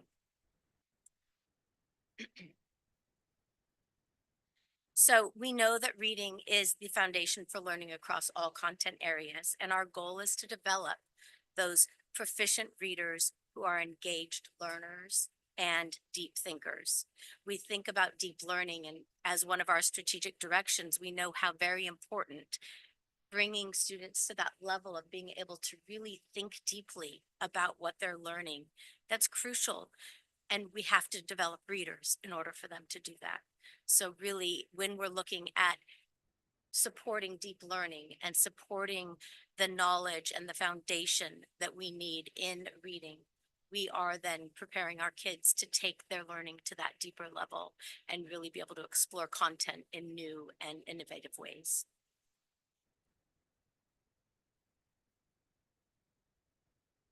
So some of the things that we see to celebrate reading, not just in September, but all year long, is we have read alouds in our classrooms, principals, students. We have partner reading where students are sharing their love and joy for reading. They're teaching each other, they're supporting each other. We are reading class books. Many of our kindergarten and first grade students create class books, especially at the beginning of the year when they are just learning how to write some simple stories. And then they read those class books. They have celebrations where families come in and they can read those class books to their families. And what a joy that is for their parents to come in and hear them reading their own work. And then, of course, we have independent reading in our classrooms as well for students to just be able to look for books that are of interest to them and read them, whether they're just looking at pictures or reading the words, to just explore literature. Continuing to share our love for reading. So here's a couple of different photos of students reading their work to their class, or teachers reading to their students and engaging them in building the understanding, asking questions, developing knowledge so that they really feel like they are coming away with some really great content. And then, of course, literacy at home. Some of the best things that we can do as parents and families is to sit and read with our children, visit the library, listen to our children read to us, share stories, not only just literature, but stories that cover vast content areas, explore new learning together, and most importantly, have fun with reading. Because if we create students or help students develop a passion for reading, they are going to be drawn to books. They are going to be naturally drawn to learning. And that is our job here, is to create passionate readers who love reading, who will carry that through all of their years in school and career. Thank you, Deanna. Does anyone have any questions? Comments? Thank you so much. All right, so next we have Hispanic Heritage Month, and that's September 15th to October 15th. And Director of Equity, Hong Nguyen. Good evening, board members, superintendent, assistant superintendent, staff. If there's any students left here and families, my name is Hong Nguyen. I'm Director of Educational Equity. As a school district, we will be celebrating National Hispanic Heritage Month from September 15th to October 15th. I think this is the only one where it's in the middle of the month and it goes on till the next middle of the month. So National Hispanic Heritage Month traditionally honors the cultures and contributions of both Hispanic, Latino, Latina, Latinx Americans as we celebrate heritage rooted in all Latin American countries. And within our school district, we have about 9% that represent the ethnic groups. There are many important reasons why we honor this month. National Hispanic Heritage Month brings cultural celebrations, and we want to make sure that we're honoring diverse traditions across our district. We also have historical recognitions. We have people that we want to make sure that we're celebrating either individually or a part of groups. And so we want to be able to highlight these contributions as well as these achievements. And there are students also within our community that we want to make sure that we're celebrating. It's educational opportunity, it raises awareness, and it really helps for our students to see themselves within, whether it's text people within our community as well. And it brings people together. Community unity is so important, and it promotes pride as well as really looking at inclusivity. And that's something that we want to make sure that we're able to continue with. And so I wanted to really end with this quote by Carlos Santana, of course, a great musician. The most valuable possession you can own is an open heart. The most powerful weapon you can be is an instrument of peace. Right? Thank you. Thank you, Huang. Any questions or comments? No, great. Thank you so much, Hong. And then next up is the Citizenship Awareness Month, which is the month of September. And that's Executive Director of Curriculum and Instruction, Debbie Pettish. Thank you, Trustee Bratt, and thank you so much for having me up here again. Citizenship Month is exactly what it sounds like. Essentially, the purpose is to increase awareness of basic democratic principles. It's important every year. It's especially important this year, of course, with our election coming up. Something else that we want to get across this month is just an improved understanding, of course, of the principles of the Constitution, and then encouraging participation, especially amongst our high school students, of course, to participate in the democratic process through voting. During this month, we also celebrate Constitution Day, which this year is on September 17th, commemorates the signing, of course, of the Constitution. And again, we provide resources to the staff in order to celebrate this occasion with their students. And then we also participate in something called Generation Citizen that I really wanted to highlight. It is a wonderful opportunity for our students, and it's funded actually through the San Ramon Valley Education Association, specifically the endowment. And they provide professional development to teachers to engage students essentially in an inquiry process where they pick a problem of practice that is really unique to the local community. They reach out to individuals in the local community who have potentially some power to fix the problem. You may have been approached by these students in the past to participate.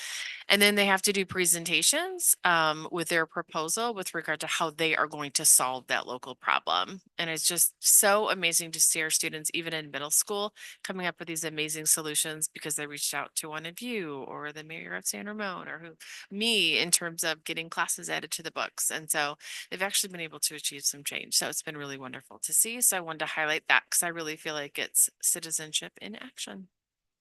Any questions?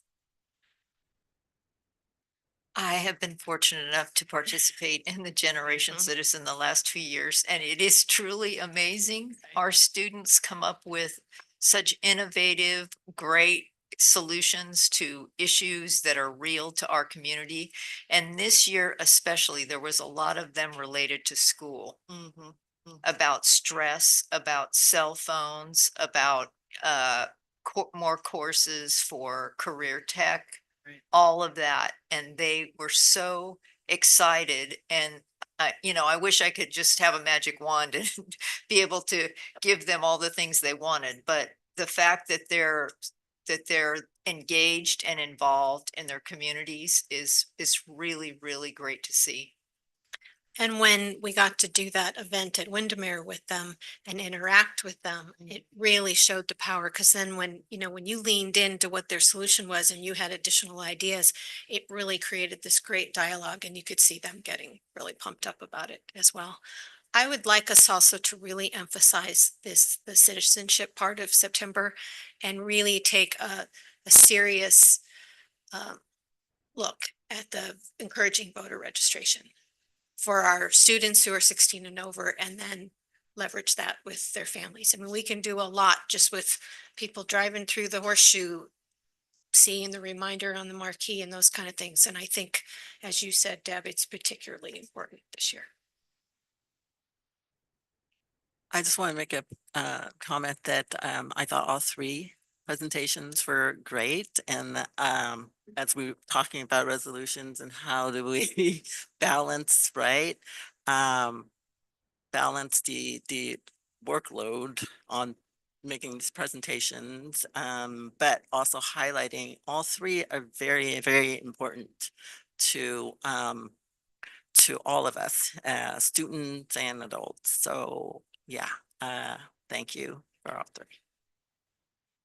Yeah, and I keep contradicting myself, but I felt like, it's like it allows you to kind of pause and just focus on that, like the literacy, you're just focusing on the citizenship, you're just focusing on Hispanic Heritage Month, and there's value in that for sure. So, all right. Right. So now we will move on to 11.3, consideration of approval of appointment of members to serve on the 24-25 School Attendance Review Board, SARB panel. And that is Assistant Superintendent of Educational Services, Christine Horton. Thank you. Good evening, trustees. Yes, tonight is a routine item that we bring forth each year, which explains to you the members of our 24-25 SARB panel for your approval. And so we have those members in front of you for your approval for this school year. We do not have public comment on this item. Does anyone have any questions or comments? Nope. All right. I move approval. Second. The motion was made by Board Member Hurd and seconded by Board Member Ordway. Roll call vote, Student Board Member Hodges. Aye.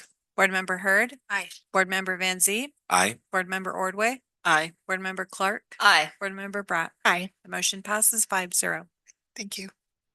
All right, so moving on to 11.4, consideration of revisions to board policy and administrative regulation. And that's again, Christine Horta. Yes, thank you. Again, good evening, trustees. Tonight, we bring forth the consideration, the revisions of Board Policy AR 6146.1, high school graduation requirements. If you recall, on November 6, 2023, we conducted a board workshop to discuss the inclusion of ethnic studies as a graduation requirement per state law commencing in the 25-26 school year for our incoming ninth graders and any students in that class that had not, or any class 9 through 12 that had not met that graduation requirement. This course would be replacing world geography as we shared at that board workshop. And tonight we are bringing forth edits to that entire high school graduation requirements BPAR. You will see there is a recommendation that the BP is inclusive of the existing AR. So there is a recommendation from CSBA that we actually remove the administrative regulation. So you'll see that that portion has been eliminated as part of tonight's packet. And we're here for questions, which I have my support staff here, Executive Director Debbie Pettish, Curriculum Instruction, and myself to answer any questions you might have. Yeah, I just have one actually, not with the ethnic studies because we workshopped it and I understand. But as I understand, there's actually a personal finance requirement that's coming, right? That's actually either signed off or passed or voted on, and that is a high school requirement. So There is at least a 1 semester personal finance course. We've really been so focused on ethnic studies and some of the details for the personal finance hasn't yet come out. It is my understanding that it will be a graduation requirement, again, similar to ethnic studies. It has to be a 1 semester standalone. But we're still doing a lot of research on that.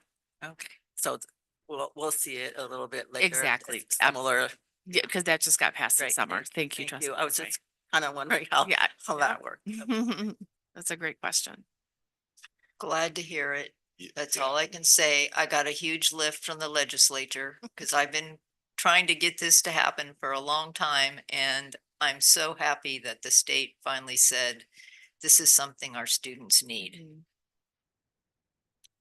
We do have one public comment, so we'll, or do you have a I've question? got a quick question. On the edit for continuation high school requirements, it goes from 210 credits to 190 and then minimum elective from 50 to 20. Is that just based on state guidelines? Like what was That's that? actually has been a long-standing practice, but we Okay. had not updated the board policy, so we apologize for that. So we felt like this was our opportunity Good. All right. to make it accurate. And I like the policy reference disclaimer at the end for the quoted policies. I appreciate it. All right, let's do it. Let's do our public comment. Okay, so we have one public comment, and that's Mike Arata.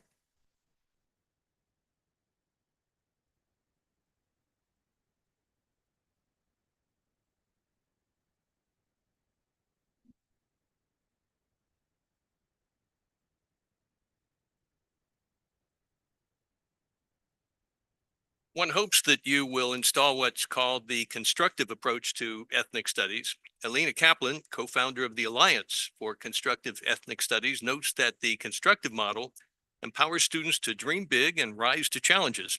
It works to build intergroup understanding and a range of political perspectives on solving problems. In contrast, the so-called liberated model focuses on power structures, repression, imperialism, and colonization, and demands student activism assignments. This being SRVUSD, wherein the radical CTA and NEA teacher unions effectively control policy and practice, the focus here is on that left-wing version of ethnic studies. SRVUSD's own course catalog says your version, quote, examines the complexities of power, privilege, and agency in history and modern-day socio-political systems through the lenses of race, ethnicity, gender, class, ability, and religion. Students will think deeply about intersectional identities and bias, and students will learn about liberatory movements and culminate with a student-designed action project that promotes collective empowerment. Parents Defending Education, a national group, has published a copy of the 18-page syllabus utilized here in 2021 to rationalize your radical ethnic studies program. The course overview expects students to, quote, challenge and transform perpetual systems of oppression. Unit 1 mentions using the Courageous Conversations Compass from one of your expensive outside consulting outfits to, quote, examine the presence and role of whiteness, unquote. Unit 2 is all about intersectionality, identity, bias, and narratives. Unit 3 is about hegemony, power, privilege, positionality, patriarchy, sexism, and misogyny.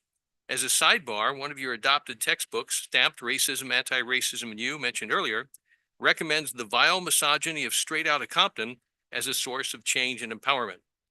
3 more units round out this course with such topics as reparations and Saul Alinsky-like community organizing.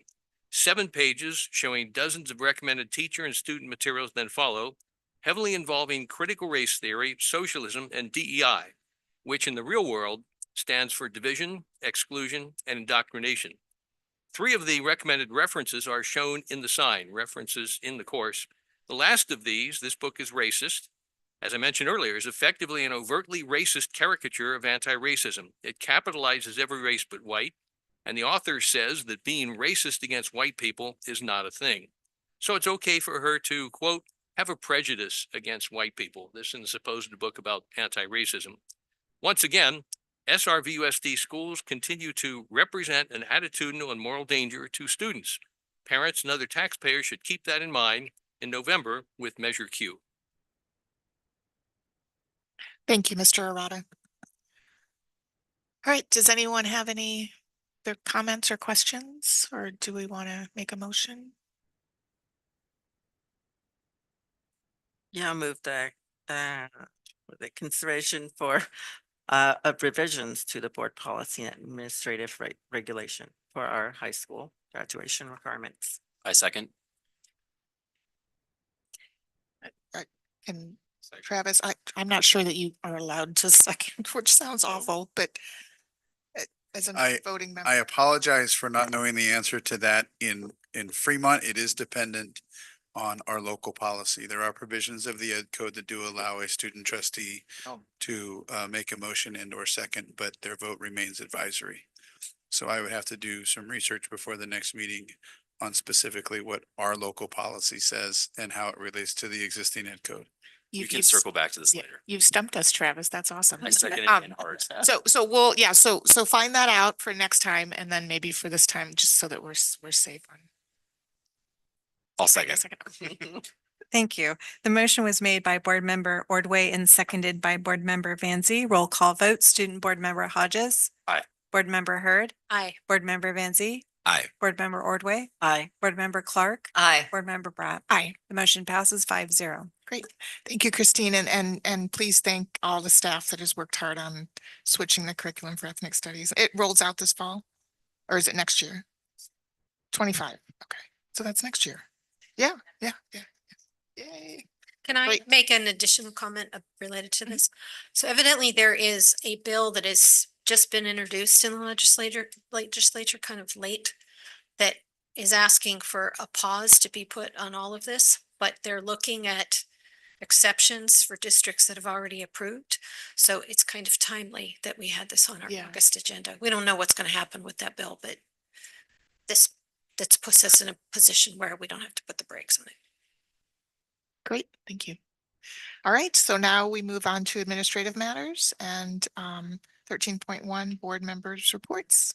So we've already heard from Travis. So Rachel. I don't have anything to report, except that I'm very excited about the first day of school tomorrow. And I want to thank our superintendent for conversation we had about really what is a board member's role in the first day of school. Because for a long time, I have felt like I need to get out of the way. And it's just really great to like feel welcome. And I'm really looking forward to going back to my home school of Country Club tomorrow morning. Yeah, and I'll piggyback onto that too. Really enjoyed seeing all the new teachers that were hired and see them all gathered, and it was fun to do that. The admin retreat was excellent. And I'm looking forward to being at Stone Valley Middle School tomorrow to do whatever is needed of me, whether that's high fives or shaking hands or directing traffic, God forbid, because that one's fun over there. So yeah, and then congrats to all our students. I hope you had a good summer, and now giddy up. The only thing I want to add is I want a big shout out to our child nutrition team and our director of child nutrition, Zeta Riker. I was able to go to participate in the community dinner. The SRVUSD community dinner. It was great. There were families there from all over, actually, Danville, San Ramon, and we got to try out I guess dinners and food and stuff like that. It was great, and got to chat with some families as they were moving into our school district. But I mean the child nutrition team really worked hard, and they cooked, served everything, and they also kind of allowed I think families to see what it's like to serve cook actually cooked food and not just warming things up for their kids. So that was great. Again, shout out to them, and just want to wish everybody a great first day of school. And I'm going to start actually at Twin Creeks and Venture. I'm going to venture over. I was so sorry to miss that dinner. I had knee surgery and I couldn't make it there, but I wanted to give a shout out to Zeta too, because that's just a great event and I hope she continues to do it. I know it's a lot of work, but I think it's great for the community to see how much effort goes into providing thousands of meals every day and trying to do it in such a way that's appetizing to our students. That's not an easy job. The admin retreat was incredible, and there's lots of great ideas and a lot of great energy for the beginning of the year. And I was fortunate enough, even though it wasn't fortunate for Laura because she couldn't be there, but I was able to address the new teachers this year, which was really a privilege. And it was just so great to see so many enthusiastic people coming to our district, some of whom actually went to school here and returned to be teachers. That's what we like to see. We want to grow our own. So that was wonderful.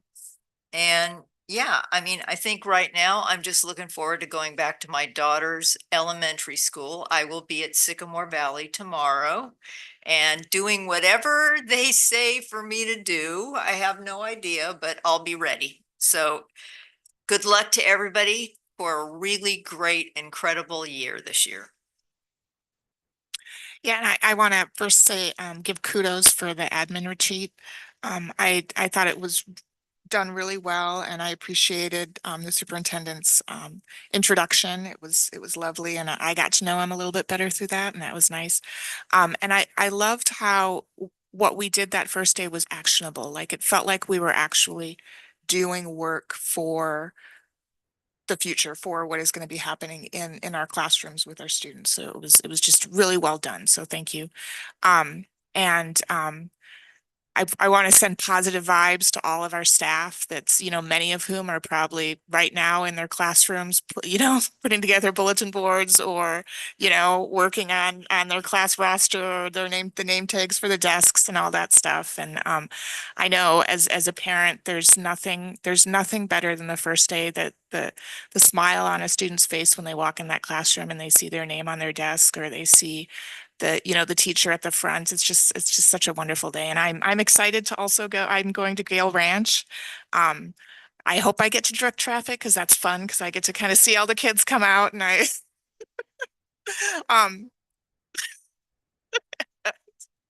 It's almost walkable from my house. So, but anyway, so I'm excited about that. And yeah, and here's to a great 24-25 school year. Right. So with that, I'll say meeting